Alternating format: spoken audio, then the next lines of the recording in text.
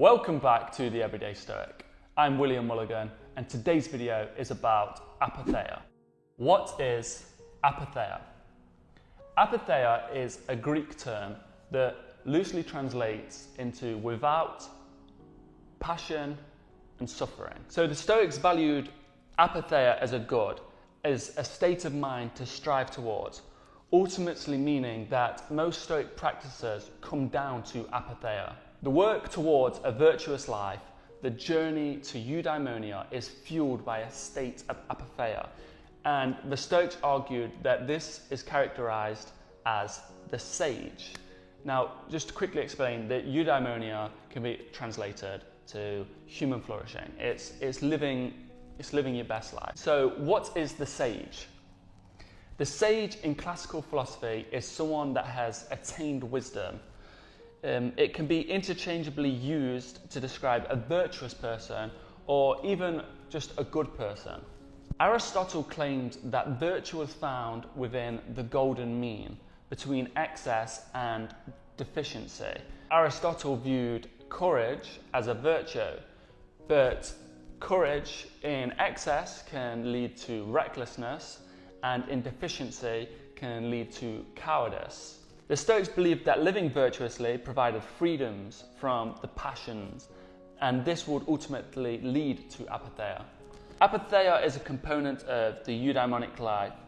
A Stoic who performs with correct judgment as part of the world's order experiences a feeling of contentment and being passionless. So passionless sounds like a negative thing to strive towards, but the Stoics had a different view on this.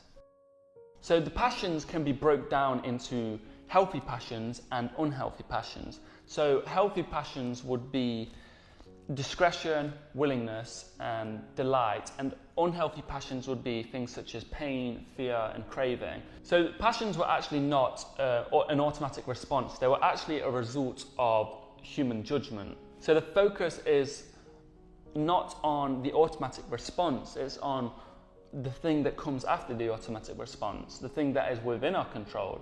So things that are under our control are our judgment and our reactions, and what Aurelius called the ruling faculty, which is known in the modern landscape as the executive function of the brain.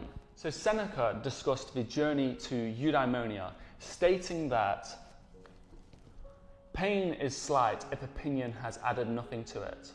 In thinking it is slight, you will make it slight.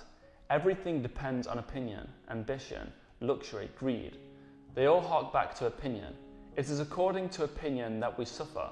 So let us also win the way to victory in all our struggles. For the reward is virtue, steadfastness of soul, and a peace that is won for all time. So Apatheia is a shift away from negative emotion towards positive emotion. It therefore yields ataraxia, which is a sense of tranquility that comes from developing an attitude of equanimity towards whatever the world throws at us. So when we look at or analyse Apatheia, ataraxia then becomes relevant. So achieving Apatheia, like achieving ataraxia, was a common goal. But the difference is that unlike Apatheia, ataraxia was not the ultimate goal. It was instead viewed as a byproduct, as a positive consequence of the ultimate goal, which is to live a virtuous life. Apatheia is integral to the Stoic sage in order to achieve a state of ataraxia, because the Stoic sage does not care about matters outside of their control and is not susceptible to emotions as a result of the state of Apatheia. They cannot be disturbed by anything, meaning that they are in a state of mental tranquility and thus in a state of ataraxia. So when we consider this thought of rationality and performing to the correct judgment, a thought that many Stoics consider, Apatheia becomes a manifestation.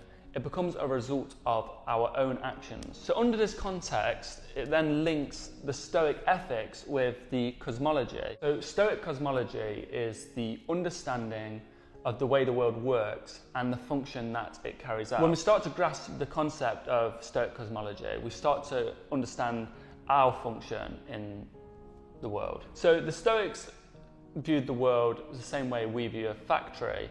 Everything is ordered and has a dictated end. Everything works towards that, and it works cohesively towards that.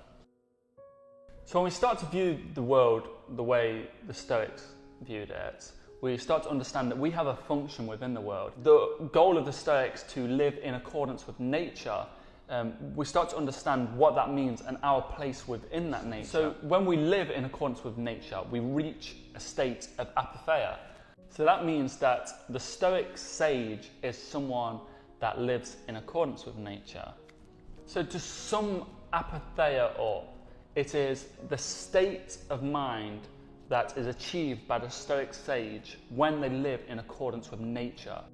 They follow the moral and ethical precepts of the world in which we live, striving for eudaimonia, working towards virtue. As Epictetus stated, how long are you going to wait before you demand the best for yourself, and in no instance bypass the discrimination of reason?